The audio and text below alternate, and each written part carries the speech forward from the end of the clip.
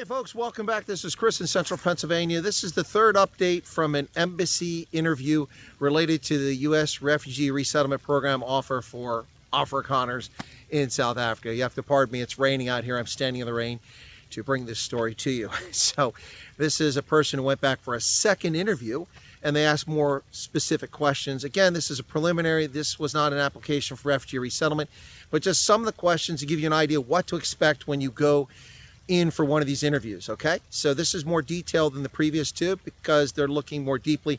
These are the sort of pointed questions you would get in a refugee resettlement interview if you were in a camp in Chad or in Kenya or in Uganda. This is the sort of thing you could expect. So the embassy staff themselves asked the question this time, so maybe they've been asked to follow up and select cases just to get better feel for what's going on. This was a rather long information gathering session, according to the person, my source.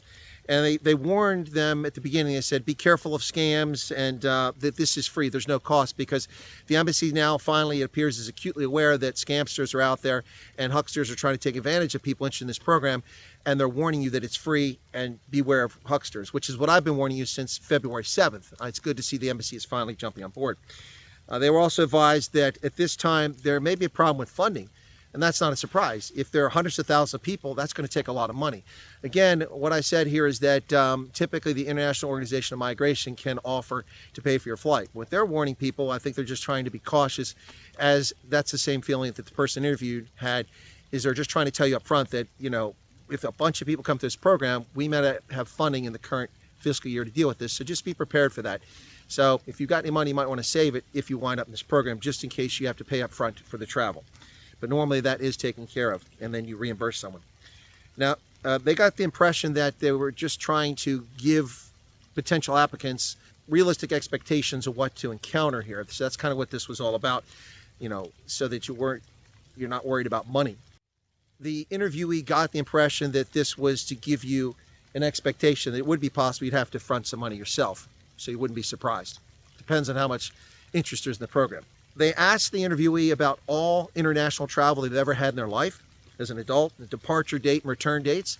Now, that's something I get asked for security clearance. And like I said, refugee applicants are among the most heavily vetted people. They're not vetted as heavily as people with top secret clearances, but they do get heavy vetting, and travel abroad is part of it. I mean, if you've been to Cuba, they want to know about that. If you've been to North Korea, they want to know about that. But in general, they want to know about your foreign travel.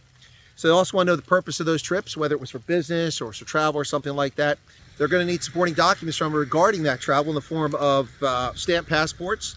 So make sure if you have any old passports, you take them with you to show that you went to a country and came back from it. Then they ask about family details, your immediate family with the full name, place of birth, place of residence, contact numbers, date of birth. If the person's deceased, you need to let them know that. Plus email addresses for all those family members.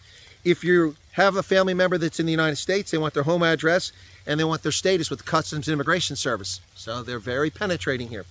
Make a list and take it with you. It makes it much easier than sitting there answering the questions. If you're prepared with all that information, that biographical information, it's going to make the interview go faster and smoother. They want all contact numbers that you have, phone numbers that you used over the last 5 years, including work numbers that were directly tied to you, all email addresses used, and when you open an email account, and if it was closed. They want to know the month and year for those dates if possible. Now again, this is most likely, folks, I'm explaining they're doing this to complete their background checks. As I said, refugee applicants are among the most heavily vetted entrants into the United States. They're also going to be looking at your social media. I'll tell you up front right now, they do look at social media, so don't be surprised by that if they ask you for that information. They're also going to want to know about any affiliations of groups you might have been a member of.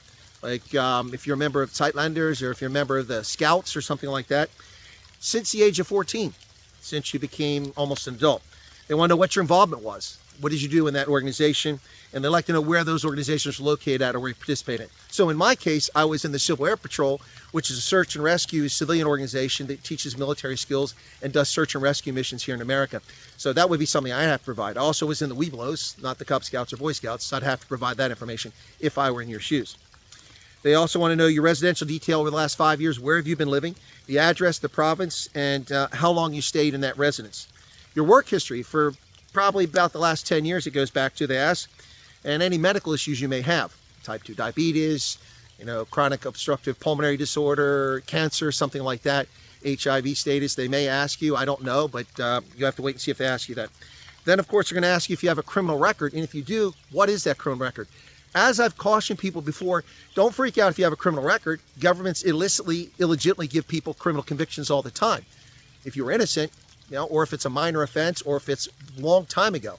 But I mean, if you're a murderer, a convicted murderer, or something like that, your chances of coming are pretty slim. So just keep that in mind.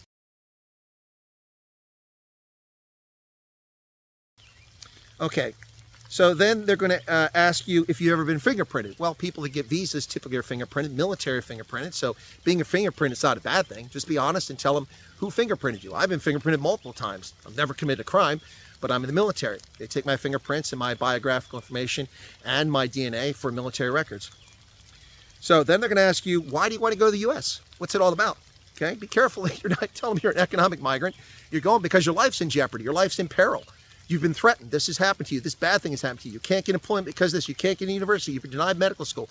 Whatever the reason is, but this isn't about, I want a better job, I want a better life. Your life's in peril. Don't focus on economic reasons, because then suddenly it looks a lot less like you're a person whose life is in jeopardy and more like a person who just wants a better life. The whole world wants a better life, folks. You're not entitled to a better life. That's not how it works, all right? This program's not about a better life. You may get a better life out of it, potentially, but it's not about getting a better life. So be careful with that one, okay? And they do ask you if you have a preference where you want to go. Now, this is something I predicted. It seems to be if they can accommodate it, they will. And that's what I've said all along. If you've got a job offer with an employer that you're already working for, or if you have family that's in the States, or you know someone that will sponsor you in the States, you can indicate where you'd like to go. But I'll tell you right now, if you want to go to Hawaii, odds are pretty slim and none. No refugees went there in 2023.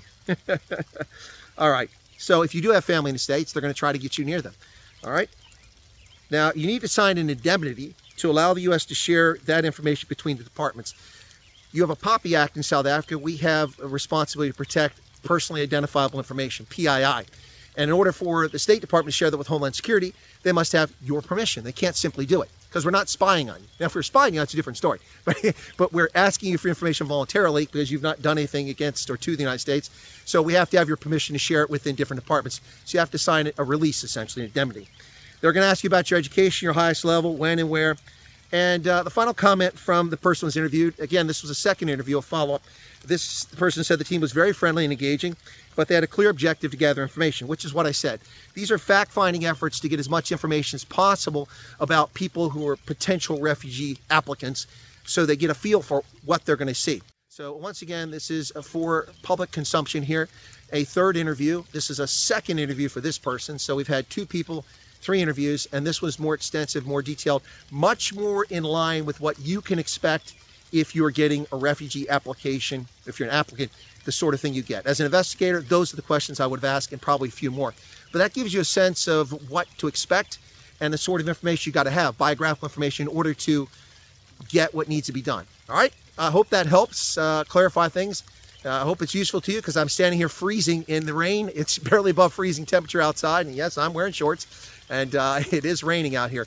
So I hope that's helpful. And I'll get you more updates as they become available. I won't do a video after every interview. I'll just do if there's something significant or useful. And in my view, there was useful information from this particular interview because it was a second interview for that person. All right, folks, thanks a lot. Be safe out there. Once again, I'm not asking anybody to come to America. As you can see, we're chock full of people. There's no space for you here, nowhere for you. These are not the droids you're looking for. Don't come here. But seriously, I'm also not here to dissuade anybody from coming. If you feel it meets your needs and you are in jeopardy, then that's what the program is for once it's established. In the meantime, the U.S. government is moving forward, trying to get the program established, as is quite patently obvious from the interviews that are being done, preliminary interviews. All right, be safe out there. Keep your powder dry. Mine's all wet. Cheers.